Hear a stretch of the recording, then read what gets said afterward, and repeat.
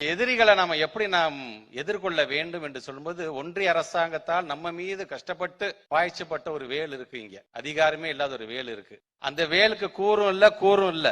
ஆனா அந்த வேலை தமிழ்நாட்டு கொஞ்சம் பார்த்து சந்தோஷப்படுற, எனக்குனே நீ மாட்டிட்ட, எனக்குனே நீ சிக்கிட்ட, அந்த வேலை எடுத்து சுப்ரீம் கோர்ட்டுங்கிற பலத்தால இன்றைக்கு ஒன்றிய அரசு ஓட விரட்டக்கூடியவராக இருக்கிறார் என்று சொல்லும் பொழுது அந்த திருக்குறள் எப்படி பொருந்தி இருக்குது என்பதை நீங்கள் பார்க்க வேண்டும். When a clown moves into a palace, he doesn't become the king. The palace becomes a circus. இது டர்க்கிஷ் proverb. இததான் இங்க இருக்கிறவர் ஒருத்தர் செஞ்சிட்டு இருக்கிறாரு. அதற்கு இன்னைக்கு பாடம் சொல்கின்ற அளவுக்கு தமிழ்நாட்டு முதலமைச்சருடைய அந்த ஒவ்வொரு முயற்சியை இன்னைக்கு நம்மால் பார்க்க முடியும். அதனால்தான் தமிழ்நாட்டு முதலமைச்சர் இந்த புத்தகத்தை வெளியிட வேண்டும் என்று நாங்கள் ஆசைப்பட்டோம். தமிழ்நாட்டினுடைய துணை முதலமைச்சர் ஒரு நாட்டினுடைய துணை முதலமைச்சராக அல்லது என்னுடைய நண்பராக இருக்கிறார் என்பதற்காக மட்டும் அவர் மேடையில் நாங்கள் அமர்த்தி அவருக்கு நாங்கள் வரவேற்பு சொல்ல விரும்பவில்லை. ஐடியாலஜிக்கலாக எந்த காம்ப்ரமைஸும் இல்லாத ஒரு இளைஞன் ஒருத்தர் இருக்காரு பாத்தீங்களா, அந்த இளைஞனை நாங்கள் பார்க்கின்றோம். அந்த இளைஞன் வந்து வரவேற்புரை ஆற்றினால் அது சரியாக இருக்கும் என்று நாங்கள் ஆசைப்பட்டோம். அவர் ஒரே ஒரு சொல்ல எடுத்து பேசினார், சனாதனத்தை பற்றி எடுத்து பேசணும்னு ஒட்டுமொத்தமாக இந்தியாவில் இங்கிருந்து ஆளாளுக்கு பாத்தீங்கன்னா ஒரு வழக்கு அவர் மேல போட்டுக்கிட்டே இருந்தாங்க. எப்படியாச்சும் மன்னிப்பு கேட்டுருங்கன்னு சொன்னாங்க. நான் கலைஞருடைய பேரான மன்னிப்புலாம் நான் கேட்க முடியாது, கடைசி வரைக்கும் நின்னாரு. அவர் நின்ற பிறகு ஒட்டுமொத்தமாக நீதிமன்றமே அந்த வழக்கை முடிச்சு வச்சிருச்சு. ஆனா அந்த வழக்கை முடிச்சு வச்சதை பத்தி யாருமே பேச வேண்டும் என்று நாங்கள் விரும்பவில்லை. எங்களை கொண்டாட வேண்டும் என்று நாங்கள் விரும்பவில்லை. நாங்க கொள்கையில ஸ்ட்ராங்கா இருக்கணும், தெரிஞ்சா போதும் என்ற அளவுக்கு இருக்கிறார் என்று சொன்னாலும் சொல்லாட்டும் எங்களுடைய தமிழ்நாட்டு முதலமைச்சர் எங்களுடைய பாகன் கையில் இருக்கின்ற அங்குசம் எங்களுடைய மாண்புக்கு துணை முதலமைச்சர் அவர் இருக்க வேண்டும் என்று ஆசைப்பட்டோம். இன்றைக்கு அவரும் இந்த மேடையிலே அமர்ந்திருக்கின்றார். கலைஞர் தந்த ஒற்றை வார்த்தையை நூல் தலைப்பாக எடுத்துக்கொண்டு தேசிய கல்விக் கொள்கை எனும் மதம் கொண்ட யானையின் கோர முகம் எப்படி இருக்கும் என உலகிற்கு தன் எழுத்தின் மூலம் பதிவு செய்து திறன் கொண்ட அங்குசத்தை நூலாக அளித்திருக்கும் மாண்புமிகு பள்ளிக்கல்வித்துறை அமைச்சர் அவர்களை ஏற்புரைக்கு அன்புடன் அழைக்கிறோம்.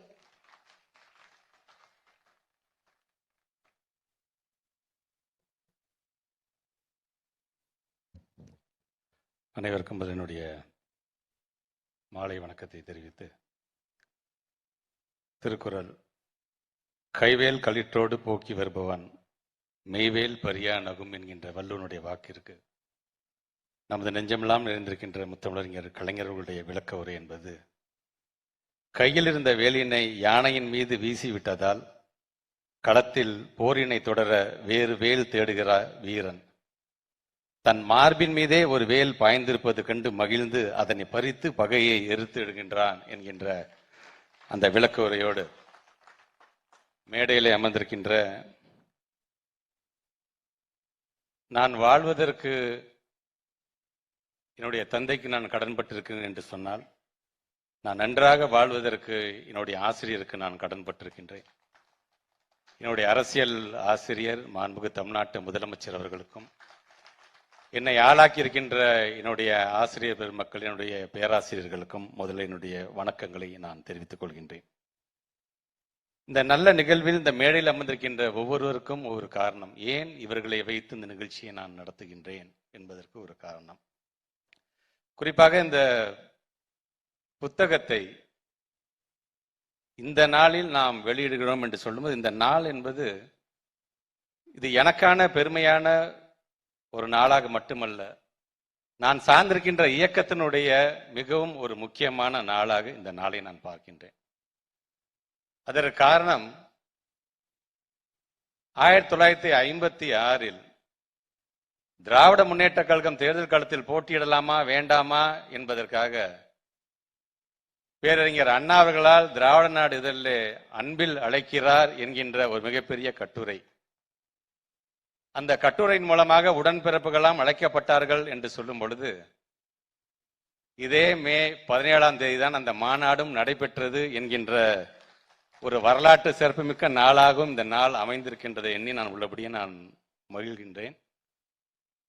அதே போன்று இந்த புத்தகத்தினுடைய தலைப்பு தேசிய கல்விக் கொள்கை 2020 என்னும் மத யானை. பேர் வச்சது நாங்கள்ல, பேர் வச்சது முத்தமிழறிஞர் கலைஞர் அவர்கள். 2016 அவர் சமூக வலைதளத்தில் அது சார்ந்து பதிவிடும் பொழுது, புதிய கல்விக் கொள்கை என்கின்ற இந்த மத யானை தமிழ்நாட்டிலே புகுந்து விடாமல் பார்த்து கொள்ள வேண்டியது நம்முடைய பணி என்று சொன்னார். அன்னைக்கு அவர் சொன்னார், இன்றைக்கு என்னுடைய அரசியல் ஆசான் அதை செய்து கொண்டிருக்கின்றார். தமிழ்நாட்டு முதலமைச்சருடைய இந்த குரல் என்பது வெறும் தமிழ்நாட்டிற்கான குரல் மட்டுமல்ல. இந்த குரல் என்பது கேரளாவிற்கான ஒரு குரல். இந்த குரல் என்பது வெஸ்ட் பெங்காலுக்கான ஒரு குரல், ஏன் மகாராஷ்டிராவுக்கான ஒரு குரல், தெலுங்கானாவுக்கான ஒரு குரல். அதனால்தான் இன்றைக்கு அவர் எழுப்பிய குரலுக்கு பிறகு மகாராஷ்டிரால இந்தி திணிப்பு என்று சொன்னாங்க பாத்தீங்கன்னா, இன்னைக்கு அதை பின்வாங்கி இருக்கிறார்கள் அவர்கள். தெலுங்கானாவை பொறுத்தவரைக்கும் இந்த NEP 2020 is unfit for Telangana என்று அங்கே இருக்கின்ற கல்வி குடும்பத்தை சார்ந்தவர்கள் இன்றைக்கு பேச தொடங்கி இருக்கிறார்கள். இந்தியை திணிப்பதனால் கர்நாடகாவை சார்ந்திருக்கின்ற படிக்கக்கூடிய பிள்ளைகள் கிட்டத்தட்ட 90,000 பேர் இன்னைக்கு ஃபெயில் ஆயிருக்கிறாங்க. இதையெல்லாம் சிந்தித்து பார்த்து முன்கூட்டியே 2019 டிராப்ட் வெர்ஷனாக இருக்கும் போதே குரல் கொடுத்தவர் யார் என்று சொன்னால் மாண்புமிகு தமிழ்நாட்டுடைய முதலமைச்சர் அப்படிங்கிறத நீங்க மறந்திருக்க கூடாது. அதனாலதான் இந்த இடத்துல நம்முடைய தமிழ்நாட்டு முதலமைச்சரை நாம் அழைக்க வேண்டும், அவர் கையால் இதை நாம் வெளியிட வேண்டும் என்று நாங்கள் ஆசைப்பட்டோம். நான் ஃபர்ஸ்ட் ஒரு திருக்குறள் நான் சொன்னேன் பாத்தீங்களா, கலைஞருடைய அந்த விளக்க உரை சொன்னேன் பாத்தீங்களா, கையில் இருந்த வேலை தூக்கி எரிஞ்சாச்சு, யானை போயிடுச்சு. ஆனா நம்முடைய எதிரிகளை நாம எப்படி நாம் எதிர்கொள்ள வேண்டும் என்று சொல்லும்போது, ஒன்றிய அரசாங்கத்தால் நம்ம மீது கஷ்டப்பட்டு பாய்ச்சப்பட்ட ஒரு வேல் இருக்கு, இங்க அதிகாரமே இல்லாத ஒரு வேல் இருக்கு. அந்த வேலுக்கு கூறும் இல்ல. ஆனா அந்த வேலை தமிழ்நாட்டு கொஞ்சம் பார்த்து சந்தோஷப்படுற, எனக்குனே நீ மாட்டிட்ட, எனக்குனே நீ சிக்கிட்ட, அந்த வேலை எடுத்து சுப்ரீம் கோர்ட்டுங்கிற பலத்தால இன்றைக்கு ஒன்றிய அரசு ஓட விரட்டக்கூடியவராக இருக்கிறார் என்று சொல்லும் பொழுது அந்த திருக்குறள் எப்படி பொருந்தி இருக்குது என்பதை நீங்கள் பார்க்க வேண்டும். When a clown moves into a palace, he doesn't become the king. The palace becomes a circus. இது டர்க்கிஷ் proverb. இததான் இங்க இருக்கிறவர் ஒருத்தர் செஞ்சிட்டு இருக்கிறாரு. அதற்கு இன்னைக்கு பாடம் சொல்கின்ற அளவுக்கு தமிழ்நாட்டு முதலமைச்சருடைய அந்த ஒவ்வொரு முயற்சியை இன்னைக்கு நம்மால் பார்க்க முடியும். அதனால்தான் தமிழ்நாட்டு முதலமைச்சர் இந்த புத்தகத்தை வெளியிட வேண்டும் என்று நாங்கள் ஆசைப்பட்டோம். தமிழ்நாட்டினுடைய துணை முதலமைச்சர் ஒரு நாட்டினுடைய துணை முதலமைச்சராக அல்லது என்னுடைய நண்பராக இருக்கிறார் என்பதற்காக மட்டும் அவர் மேடையில் நாங்கள் அமர்த்தி அவருக்கு நாங்கள் வரவேற்பு சொல்ல விரும்பவில்லை. ஐடியாலஜிக்கலாக எந்த காம்ப்ரமைஸும் இல்லாத ஒரு இளைஞன் ஒருத்தர் இருக்காரு பாத்தீங்களா, அந்த இளைஞனை நாங்கள் பார்க்கின்றோம். அந்த இளைஞன் வந்து வரவேற்புரை ஆற்றினால் அது சரியாக இருக்கும் என்று நாங்கள் ஆசைப்பட்டோம். அவர் ஒரே ஒரு சொல்ல எடுத்து பேசினார், சனாதனத்தை பற்றி எடுத்து பேசணும்னு ஒட்டுமொத்தமாக இந்தியாவில் இங்கிருந்து ஆளாளுக்கு பாத்தீங்கன்னா ஒரு வழக்கு அவர் மேல போட்டுக்கிட்டே இருந்தாங்க. எப்படியாச்சும் மன்னிப்பு கேட்டுருங்கன்னு சொன்னாங்க. நான் கலைஞருடைய பேரை நான் மன்னிப்புலாம் நான் கேட்க முடியாதுன்னு கடைசி வரைக்கும் நின்னாரு. அவர் நின்ற பிறகு ஒட்டுமொத்தமாக நீதிமன்றமே அந்த வழக்கை முடிச்சு வச்சிருச்சு. ஆனா அந்த வழக்கை முடிச்சு வச்சதை பத்தி யாருமே பேச வேண்டும் என்று நாங்கள் விரும்பவில்லை, எங்களை கொண்டாட வேண்டும் என்று நாங்கள் விரும்பவில்லை. நாங்க கொள்கையில ஸ்ட்ராங்கா இருக்கோம் தெரிஞ்சா போதும் என்ற அளவுக்கு இருக்கிறார் என்று சொன்னாலும் சொல்லாட்டும் எங்களுடைய தமிழ்நாட்டு முதலமைச்சர் எங்களுடைய பாகன் கையில் இருக்கின்ற அங்குசம் எங்களுடைய மாண்புமிகு துணை முதலமைச்சர் அவர் இருக்க வேண்டும் என்று ஆசைப்பட்டோம். இன்றைக்கு அவரும் இந்த மேடையிலே அமர்ந்திருக்கின்றார். அதே போன்று இங்கே வருகை தந்து உரையாற்றிருக்கின்ற நம்முடைய மயில்சாமி அண்ணாதுரை ஐயா அவர்கள் நம்முடைய தமிழ்நாட்டிற்கான ஒரு மிகப்பெரிய பெருமையாக இருமொழி கொள்கையில படித்து இன்றைக்கு மயில்சாமி அண்ணாதுரை அவர்கள் முன்னாடி ISR உடைய ஒரு ஃபார்மர் டைரக்டராக இருந்திருக்கிறார். அவர் இங்கே வந்திருக்கார் என்று சொல்லும் பொழுது அவர் பேரே மயில்சாமி. சாமி மயில் மேல உட்காந்து உலகத்தை சுத்துச்சு நம்ம சொல்றோம். ஆனால் இந்த மயில்சாமி பக்கத்துல ஒரு பேர் வந்துச்சு பாத்தீங்கன்னா, அண்ணாதுரை என்று பெயர் வந்தது கூட அறிவியல் மூலமாக நிலவுக்கே போயிட்டு வரலாங்கிறத கண்டுபிடித்த ஒரு அறிவாற்றல் இன்றைக்கு அவர் இருக்கின்றார். உரையாற்றி அமர்ந்திருக்கிற நம்முடைய lordship Gopal Gowda sir, the very powerful statement அவர் கொடுக்கிறதெல்லாம் பாத்தீங்கன்னா, the NEP 2020 policy is not just a policy, it's a policy against human rights சொன்ன முதல் மனிதர் அவர்தான். அவர் இந்த மேடையில் இருக்க வேண்டும் என்று ஆசைப்பட்டோம். இன்றைக்கு அவரும் இந்த மேடையில் அமர்ந்திருக்கின்றார். திக்விஜய் சிங் சார் சொல்லவே வேணாம், ஸ்டாண்டிங் கமிட்டியில் நீங்க உலகம் முழுவதும் பேசுறோம். பார்லிமெண்ட்ல இருக்கின்ற ஒரு ஸ்டாண்டிங் கமிட்டி இந்த NEP காரணம் காட்டிட்டு நீங்க பணத்தை கொடுக்கறத நிறுத்தக்கூடாதுன்னு ஒரு பவர்ஃபுல் ஸ்டேட்மெண்ட் தர்மேந்திர பிரதான் யாதவ் சொன்னார் பாத்தீங்களா, அவர் இன்றைக்கு நம்ம திக்விஜய் சிங் சார் வந்திருக்கிறார். சோ இந்த ஆளுமைகள்லாம் அமர்ந்து இந்த புத்தகத்தை வெளியிட வேண்டும் என்று ஆசைப்பட்டோம். இன்றைக்கு அது நடந்திருக்குது என்று சொல்லும் பொழுது, இது எனக்கான ஏன் நான் எழுதணும், நான் எந்த விதத்தில் இதுல நான் பாதிக்கப்பட்டிருக்கின்றேன் அப்படின்னு அதுக்கான காரணங்களை நான் இதில் நான் சொல்ல வேண்டும். உதாரணத்திற்கு இங்கே வருகை தந்திருக்கின்ற நம்முடைய கழகத்தினுடைய பொருளாளர்கள், துணை பொதுச் செயலாளர்கள், தோழமை கட்சியை சார்ந்திருக்கின்ற ஆசிரியர், பேராசிரியர் உள்ளிட்ட அனைவருக்குமே, எங்களுடைய மாண்புமிகு அமைச்சர் பெருமக்கள், நாடாளுமன்ற உறுப்பினர்கள், மக்கள் பிரதிநிதிகள், பிரஸ் அண்ட் மீடியாவை சார்ந்திருக்கின்ற கல்வியாளர்கள், இளைய சமுதாயம், பத்திரிகை துறை, ஊடகத்துறை சார்ந்திருக்கின்ற நண்பர்கள், குறிப்பாக என்னுடைய அழைப்பை ஏற்று தமிழ்நாட்டிலிருந்து பல்வேறு பகுதியிலிருந்து வருகை தந்து உங்கள் அனைவருக்குமே முதல்ல என்னுடைய நன்றியை உங்களுடைய பொறுப்பாதங்களை சமர்ப்பிக்க நான் கடமைப்பட்டுகிறேன். இந்த புத்தகம் ஏன் அது ஏதாச்சும் நாங்கள் அரசியல் பேசுறோமா? அதுல இந்த புத்தகம் எழுதுவதற்கு என்னென்னலாம் காரணம்? உதாரணத்துக்கு இங்க உரையாற்றி இருக்க நம்ம திக்விஜய் சிங் சார் சொன்னது சமக்ர சிக்ஷா அபியானை பத்தி அவங்க பேசினாங்க. சமக்ர சிக்ஷா அபியானாவே இருந்து நம்மளை வழி நடத்தினால் பிரச்சனை இல்லை. ஆனா அந்த எஸ்எஸ்ஏ என்பது சாஃப்ரான் ஸ்கிரிப்டட் அபியானாக மாறுது பாத்தீங்களா? அப்ப எதிர்க்க வேண்டிய ஒரு மிகப்பெரிய கட்டாயம் நமக்கு இருக்கின்றது. அதனால்தான் முதல் குரல் தமிழ்நாட்டு முதலமைச்சர் வருகிறது. அந்த எஸ்எஸ்சில சில ஆப்ஜெக்டிவ் சொல்றாங்க, 20 அப்ஜெக்டிவ்ஸ் கொடுக்கறாங்க. அந்த 20 அப்ஜெக்டிவ்ல 19 அப்ஜெக்டிவ்ல தமிழ்நாடு டாப்ல இருக்கோம். நம்ம குஜராத்தை பொறுத்த வரைக்கும் 8 அப்ஜெக்டிவ் தான் டாப்ல இருக்காங்க. உத்தரப்பிரதேஷ் மத்திய பிரதேச பொறுத்த வரைக்கும் 3 அப்ஜெக்டிவ் தான் டாப்ல இருக்காங்க. பீகாரை பொறுத்த வரைக்கும் 2 அப்ஜெக்டிவ் தான் டாப்ல இருக்காங்க. ஆனா அவங்க எல்லாத்துக்குமே பணம் போயிடுச்சு. நமக்கு இன்னும் இந்த பணம் வரவே இல்லை. சரி, ஏன் இந்த பணம் வரல, எதற்காக நம்மளை வஞ்சிக்கிறார்கள் என்று அந்த ஒரு வேகம், அந்த ஒரு தாக்கம். இந்த புத்தகத்தை எழுத வேண்டும் என்று சொல்லும்போது ஒரு சில விஷயங்கள் நம்ம கையில வருது. நான் இங்க நம்முடைய நாடாளுமன்ற உறுப்பினர்கள் நாங்கள் பேசும்பொழுது பீஸாவை பத்தி சொல்லுவாங்க. PISA is nothing but programme for international school assessment. நான் கூட பிரஸ் மீடியா கான்ஃபரன்ஸ்ல பேசும்போது சொன்னேன், நாங்க அந்த அளவுக்கு நாங்க திங்க் பண்ணிட்டு இருக்கிறோம். கவர்மெண்ட் ஆஃப் இந்தியா அதுல பார்ட்டிசிபேட் பண்றதுக்கு யோசிக்கும் பொழுது தமிழ்நாட்டை சார்ந்த எங்க பிள்ளைங்க மேல இருக்கின்ற நம்பிக்கையில நாங்க பார்ட்டிசிபேட் பண்ண வேண்டும் என்று நாங்கள் ஆசைப்படுகின்றோம். ஆனா எது என்ன எழுத வச்சுச்சு?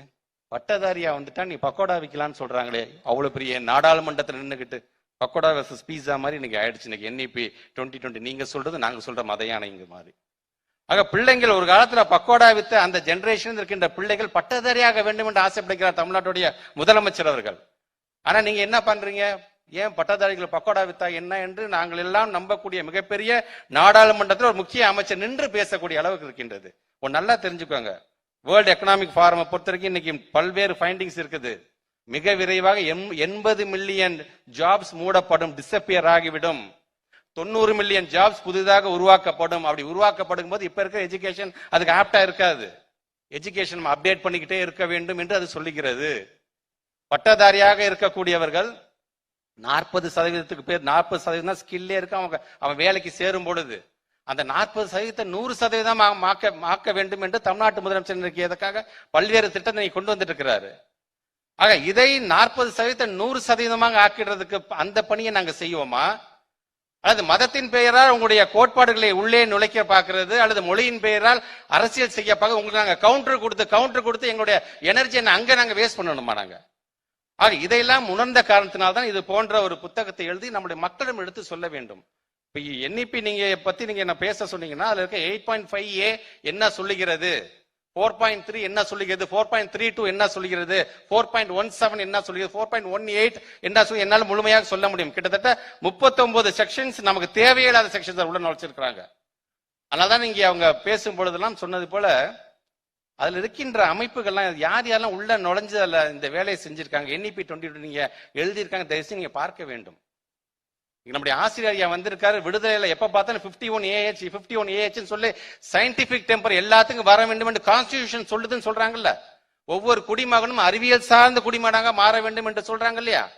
அதை எந்த அளவுக்கு இன்னைக்கு மூடி மறைக்கக்கூடியதாக இந்த NEP 2020 இருக்கிறது என்பதற்காக இதை நாங்கள் சொல்கின்றோம். ABVPன்னு சொல்றாங்க, அது ஒரு சங்கம். ABSPன்னு ஒரு சங்கம் சொல்றாங்க. இதிகாசத்துக்கெல்லாம் ஒரு தனியா ஒரு சங்கம் இருக்குதான். சான்ஸ்கிரிட்டுக்கு தனியா ஒரு சங்கம். இந்த சங்கம் இது மாதிரி 11 சங்கம் வாயிலே பேரே நுழைய முடியாத சங்கத்தை சார்ந்திருக்கின்ற ஆபீஸ் பேரர்ஸ் நிர்வாகிகளும் அதை சார்ந்திருக்கின்ற உறுப்பினர்களும் சேர்ந்து எழுதப்பட்டதுதான் இந்த NEP 2020. அப்படின்னா அது எப்படி இருக்கும் என்பதை நீங்கள் பார்க்க வேண்டும் என்பதற்காக சொல்றேன். நம்முடைய துணை முதலமைச்சர் அடிக்கடி சொல்லுவாரு, எப்படிப்பட்ட குரூப் இவங்க இருக்கிறாங்கிறதுக்காக சொல்றேன். துணை முதலமைச்சர் அது வேடிக்கையாகவும் அது வேதனையாகவும் அவர் சொல்லுவார். கொரோனாவை விரட்டுறதுக்கு தமிழ்நாட்டு முதலமைச்சர் இங்க இருக்கின்ற மருத்துவத்துறையை சார்ந்திருக்கின்ற அமைச்சராக இருந்தாலும் இங்க இருக்கின்ற குழுவை அமைக்கிறார். அதை விரட்டுறதுக்கு அவ்வளவு பாடுபடுறோம். WHO பொறுத்த வரைக்கும் அதுக்கென்று தனியாக ஒரு பேட்டர்னே வச்சிருக்காங்க. எப்படி நாம ஊரடங்கை செய்ய வேண்டும், 7 நாளைக்கு ஒரு தடவை 20 இப்படியெல்லாம் சிந்திச்சுட்டு இருக்கும் பொழுது அவங்க என்ன சொல்றாங்க, 6 மணி ஆனா விளக்கேத்தி வை, 6 மணி ஆனா பெல் அடி, 6 மணி ஆனா கைத்தட்டு, கொரோனா ஓடிவிடும் என்று சொல்லுகிறார். இப்படிப்பட்டவர்கள் NEP 2020 எழுதுனா எங்க பிள்ளைங்க எப்படி அறிவியல் சார்ந்த பிள்ளைங்களாக வருவார்கள்? எங்க பிள்ளைங்களை பொறுத்த இந்தின்னு உள்ள திணிக்க பாக்குறீங்கல்ல. ஒன்னே ஒன்று சொல்றேன், எங்களை பொறுத்தவரைக்கும் எங்களுடைய பிள்ளைகள் ஒரு விஞ்ஞானியாக வர வேண்டும், ஒரு மருத்துவராக வர வேண்டும், ஒரு பொறியாளராக வரணும். நாங்க மொழிபெயர்ப்பாளருக்கு நாங்க ஆள் எடுத்துட்டு இருக்கிறோம், நாங்க தயார் செஞ்சுட்டு இருக்கிறோம். நாங்க ஆக இதை உணர வேண்டும் என்பதற்காகத்தான் இன்றைக்கு இது போன்ற இந்த புத்தகத்தை நாங்கள் எழுதியிருக்கின்றோம். தமிழ்நாட்டை பொறுத்தவரைக்கும் எப்ப பார்த்தாலும் கலைஞர் குடும்பத்தை நாங்கள் உயர்த்தி பிடிச்சிட்டே இருக்கோம். எதற்காக கலைஞர் குடும்பத்தை நாங்கள் உயர்த்தி பிடிப்பதற்கு காரணம் என்ன? நாம் இவ்வளவு பெரிய இன்டர்நேஷனல் லெவலில் இவ்வளவு பெரிய அரங்கத்தை தமிழ்நாட்டு முதலமைச்சர் அன்றைக்கு இருந்த முத்தமிழர் கலைஞர் கட்டி எல்லாரும் சமம், எல்லாரும் இங்க வந்து உட்காருங்க, இது சாதி மதம்லாம் கிடையாது, இங்க படிச்சவனுக்கு தான் இங்க உண்டு வேலை, உட்காருங்கன்னு என்று சொல்லி இப்படி கட்டமைத்து அதை பகுத்தறிவோட அவர் பேசினார். பாத்தீங்களா? அந்த கருத்தை பொறுத்து கொள்ளாம அன்னைக்கே சொல்றாங்க கலைஞருடைய தலையை சீவ வேணும். என் தலையை நானே சீவலன்னு சொன்னார். அவரு லெப்ட் ஹேண்ட்ல டீல் பண்ணிட்டு போயிட்டாரு. இன்றைக்கு அதே போன்று நம்முடைய மாண்புக்கு தமிழ்நாட்டுடைய முதலமைச்சர் NEP 2020 கொண்டு நீ கொடுக்கிற அந்த 2000 கோடி இல்ல 10,000 கோடியாலும் சரி, எனக்கு அது தேவையில்ல, அந்த 2000 கோடியை ஒத்துக்கிட்டு நான் என்னுடைய தமிழ் சமுதாயத்தை 2000 ஆண்டுகள் பின்பு நான் எடுத்து செல்வதற்கு நான் தயாராக இல்லை என்று சொன்னார். பாத்தீங்களா? இப்ப அவங்களுக்கு கன்ஃபியூஷன். அவங்களுக்கு ஒன்றிய அரசாங்கத்தை பொறுத்த வரைக்கும் என்னப்பா தான் தமிழ்நாடு தான் நம்பர் 1 இருக்கு எல்லாத்துலயுமே. தமிழ்நாடு முதலமைச்சர் தான் நம்பர் 1. தமிழ்நாடு முதலமைச்சர் ஒட்டுமொத்த இந்தியாவிலே முதலமைச்சரா இருக்காரு. அப்ப நம்ம சொன்னவங்க கேட்டுக்கிட்டாதான் என்னப்பா என்று நினைக்கும் பொழுது அவங்களுக்கு புரியல. நீ சொல்றதை நாங்க கேட்காதனாலதான் நாங்க தமிழ்நாடு நம்பர் 1 இருக்கிறோம், தமிழ்நாடு முதலமைச்சர் நம்பர் 1 இருக்கிறோம்ங்கிறது உங்களுக்கு தெரியவில்லையே. ஆக முத்தமிழர் கலைஞர் நமக்கு கொடுத்து சென்ற ஒரு கொள்கை வாரிசு அவர். நம்முடைய மாண்பு தமிழ்நாட்டுடைய துணை முதலமைச்சர் அதே கணக்கு. கலைஞர் தாத்தாக்கு என்ன வந்துச்சு அதே தான் நம்முடைய அவருக்கும். உன் தலையை நான் எடுத்துருவேன், உன் தலைக்கு நான் 10 கோடி கொடுப்பேன், அதெல்லாம் அவர் கண்டுக்கவே இல்லை அவரு. ஆக அப்படி மட்டுமல்ல, டெல்லிக்கு அனுப்பிச்சு வைக்கிறார் நம்ம தமிழ்நாட்டு முதலமைச்சர். NEP சார்ந்து நீ வந்து பணத்தை நீ போய் வாங்கிட்டு, ஆனா நீ மட்டும் போகாத. போகும்போது அங்கே நாடாளுமன்ற குழுவை சார்ந்திருக்கின்ற நம்முடைய தலைவர் கனிமொழி MP அவர்கள் அழைச்சிட்டு போய் அங்க இருக்க ஒவ்வொரு கட்சி, நம்ம தோழமை கட்சியை சார்ந்திருக்கின்ற ஒவ்வொரு MPஸையும் நீ அழைச்சிட்டு போன்னு சொல்லி நம்ம தோழமை கட்சி சார்ந்த ஒவ்வொருத்தையும் ரெப்ரசன்ட் பண்ணி நான் கூட்டிட்டு போறேன். நான் அங்க எனக்கான பெருமை நம்முடைய நாடாளுமன்ற உறுப்பினர் கனிமொழி அம்மையார் அவர்கள் அங்க இருக்கின்ற நம்முடைய ஹானரபிள் LOP நம்ம ராகுல் காந்தி சார் எப்படி நம்ம இன்ட்ரோடியூஸ் பண்ணி வைக்கிறாரு. Is like the second son of our Tamil Nadu chief minister என்று சொல்லிக்கிறார். இதை விட என்னங்க பெருமை வேண்டும் எனக்கு? நம்முடைய honourable union minister Dharmendra Pradhan எப்படி நம்ம இன்ட்ரோடியூஸ் பண்ணி, இவர் என்னோட அண்ணன் புள்ள வந்திருக்கு. All the way he has come from Tamil Nadu. You should not go with the empty hand, you have to consider அப்படிங்கிறாங்க. உடனே அவங்க சொல்றாரு அவர் தர்மேந்திர பிரதான், நமக்கு நாங்கெல்லாம் உட்கார்ந்து இருக்கிறோம். நம்முடைய கனிமொழி மேடம் அவர் சொல்றாரு, நாங்க உங்களுக்கு நல்லா தெரிஞ்சுக்கோங்க, உங்களுடைய இந்த ஸ்டேட் எஜுகேஷன் அப்படிங்கிற இந்த பாலிசிங்கிறது வந்து மாநில பட்டியலிருந்து அது கன்கரண்ட் லிஸ்டுக்கு போனதே காங்கிரஸ் கவர்மெண்ட் தான் காரணம், அது தெரியுமா உங்களுக்கு என்று அந்த யூனியன் மினிஸ்டர் சொல்றாரு. அவங்க சொல்ல ஆமாங்க ஒத்துக்கிறோம், இப்போது அதை நாங்கள் ஸ்டேட் லிஸ்ட்டுக்கு கொண்டு வரும் தான் நாங்கள் ஃபைட் பண்ணிட்டு இருக்கிறோம். ஆனா at least Congress government knows the meaning of what is concurrent. ஆனா உங்களுடைய பிஹேவியர் எப்படி இருக்குன்னா இது முழுக்க முழுக்க யூனியன் லிஸ்ட்ல இருக்கிற மாதிரியே நீங்க பேசுறீங்களே என்று அவங்களுக்கு அங்க சொல்றாங்க. சும்மா அவங்க ஸ்டாண்டை மாத்தி பேசாதீங்க என்று அந்த யூனியன் மினிஸ்டர் சொல்லும் போது உடனே அடுத்தது நம்முடைய கனிமொழி மேடம் சொல்றாங்க, அது கலைஞர் பிள்ளை இல்லையா, கனிமொழி மேடம் சொல்றாங்க உடனே, ஏன் நீங்க மட்டும் பாரத் மாதா கி ஜெயின்னு சொல்லிட்டு இப்ப ஜெய் பூரி ஜெகநாத் நீங்க மாத்திக்கலையா என்று உடனே சொன்னாங்க. அவர் வாயை அடிச்சு போயிட்டாரு அவங்க. சோ இப்படி இந்த கலைஞர் குடும்பத்தை சார்ந்த எல்லாருமே ஒரு பக்கம் பாராட்டுறாங்க, ஒரு பக்கம் கண்ணாப்னான்னு விமர்சனம் எல்லாம் பண்றீங்களா, ஆனா கொள்கையை விட்டு கொடுக்காம கலைஞர் சொன்னதுதான் அரசியல் பளபளப்பை காட்டிலும் சுயமரியாதை சிங்கங்களாக, கொள்கை சிங்கங்களாக உலாவருவதுதான் எங்களுக்கு தனி மகிழ்ச்சி என்று சொன்னார். பாத்தீங்களா? அதை நிலைநாட்டக்கூடிய குடும்பம், அதனாலதான் உயர்த்தி பிடிக்கணும். நமக்கான அரண் அவங்க. இந்த அரணை நீங்க விட்டுட்டீங்கன்னா ஆளாளுக்கு நம்ம மீது பாய்ந்து விடுவார்கள். ஆக அதை முழுமையாக நீங்கள் புரிந்து கொள்ள வேண்டும் என்பதற்காகத்தான் இந்த புத்தகத்தை நாங்கள் எழுதியிருக்கிறோம். 134 பக்கம் தான் இருக்கின்றது. அந்த புத்தகத்துல கிட்டத்தட்ட ஒரு 12 வகையான தலைப்புகள்ல வந்து ஒவ்வொன்றை பற்றி நான் எடுத்து சொல்லியிருக்கேன். எந்த அளவுக்கு கொள்கையை புகுத்த பாக்குறாங்க, NCERT-யோடைய இம்பாக்ட் எப்படி இருக்க போகுது, இருமொழி கொள்கை வர்சஸ் 3 லாங்குவேஜ் பாலிசி எப்படி இருக்க போகுது, எங்களுடைய டீச்சர்ஸ் எந்த அளவுக்கு வஞ்சிக்கிற மாதிரியான பல்வேறு சரத்துக்கள் இருக்கின்றது எல்லாமே எடுத்து சொல்லியிருக்கிறோம். முழுமையாக படித்து தெரிந்து கொள்ளுங்க. நீங்க நாளைக்கு தமிழ்நாட்டு முதலமைச்சர் இது சார்ந்து எந்த ஒரு அறிவிப்பு அறிவித்தாலும் ஆமா இது சார்ந்து சொல்றது கரெக்ட் தான், நம்ம பின்னாடி போகணும் அப்படிங்கிறத உங்களுடைய அறிவு சார்ந்த விழாங்களை மாற்ற வேண்டும் என்பதற்காகத்தான் இன்றைக்கு இந்த புத்தகத்தை நாங்கள் எழுதியிருக்கிறோம். குறிப்பாக நான் என்னுடைய உரையை இப்படி நான் கன்க்ளூட் பண்றேன். நான் பேரறிஞர் அண்ணா அவர்கள் தான் சொல்வார், எனக்கு புராணம் தெரியும், எனக்கு சாஸ்திரம் தெரியும், எனக்கு யஜூர் நான் படிச்சிருக்கேன், எனக்கு சாமம் தெரியும், எனக்கு நான் சாணக்கிய பரம்பரை அப்படிலாம் யாராச்சும் சொல்லிட்டு போருக்கு போறான்னு வச்சுக்கோங்களேன், அவன் எப்படிப்பட்ட ஏமாளிக்கு சமமானவன் என்று சொன்னால், யானைக்கால் வியாதி வந்தவன் தனக்கு யானை பலம் உண்டுன்னு நினைக்கிறான் பாத்தீங்கன்னா அந்த ஏமாளிக்கு சமமானவன் என்று சொல்வதைத்தான் முழுக்க முழுக்க இந்த NEP-ல சுத்தி பாத்தீங்கன்னா அதை பத்தியே தான் பேசியிருக்கிறாங்க. சோ அந்த விதத்தில் இன்றைக்கு நமக்கான அரணாக, நமக்கான பாகனாக தமிழ்நாட்டுடைய முதலமைச்சர் இருக்கிறார். அவருடைய கரத்தை நாம் வலுப்படுத்திட வேண்டும். முத்தமிழர் கலைஞருடைய வரிகளோடு என்னுடைய உரையை நான் நிறைவு செய்கிறேன். கோயில் கூடாது என்று கூறவில்லை, கோயில் கொடியவர்களின் கூடாரமாக ஆகிவிடக் கூடாது என்று சொல்கின்றோம். கல்விக் கொள்கை கூடாது என்று சொல்லவில்லை, கல்விக் கொள்கை காவிய கொள்கைகளுடைய கூடார